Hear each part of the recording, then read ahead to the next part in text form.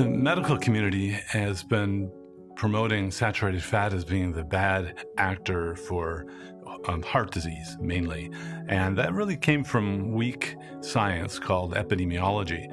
The experimental evidence that shows that that's actually true has never been done. I mean, for example, you could radio label saturated fat in the food and see if it shows up on the arteries. That's never been done. The entire teaching about saturated fat being bad for the heart is not really founded in good science.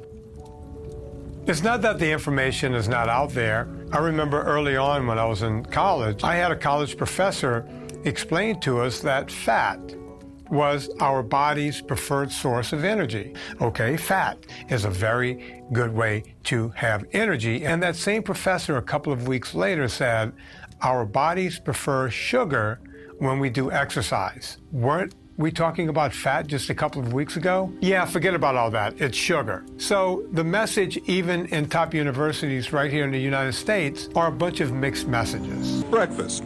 No eggs or fatty meats. Instead, eat grains and fiber that actually lower cholesterol. How about the term heart-healthy grains? We've all seen it. Many people believe it. After all, the terms come from studies that prove it to be true, right? Those were studies looking at whole grains versus white processed flours and grains. So of course, when you're comparing it to something like white processed flour, it's going to be better. But does that mean it in and of itself is therefore heart healthy? You could make the argument that whole grains are less bad for you than refined grains, but that doesn't make whole grains good. Oatmeal or oat bread or an oat muffin or oat bran that is either incorporated into some other cereal product. It's like cigarettes. You can have cigarettes with a filter on and they're less bad for you perhaps than unfiltered cigarettes. Doesn't make the filtered cigarettes good. It just means they're less bad. And the same thing is true for whole grains. They are less bad. The government makes the manufacturers put the product ingredient list in the amount in which it appears on the package. If the number one thing in it is grains, you will see rice first. If the second thing is sugar, you will see sugar second. These companies got really smart at some point and figured out, hey, wait a minute, we can't do it this way because people are seeing sugar, sugar, sugar, sugar. So what they do is they name the sugars other things. At last count, we were at 70 names, 70 different names for sugar on packages. Let's say you're diabetic, type 1, type 2, it doesn't matter. If you don't know how to read these labels, your life hangs in a balance. This is the world we live in.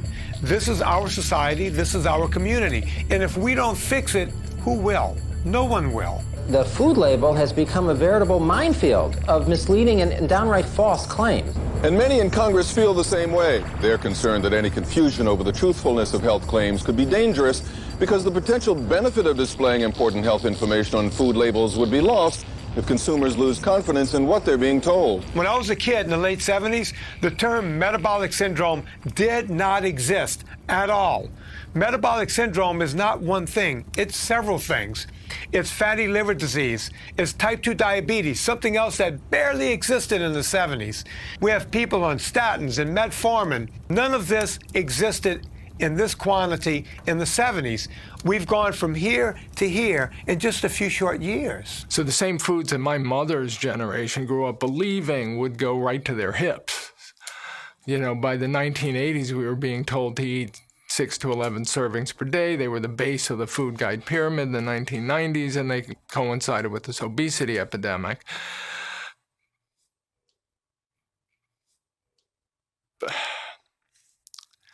I mean, we couldn't have screwed up the science of obesity more if we had tried.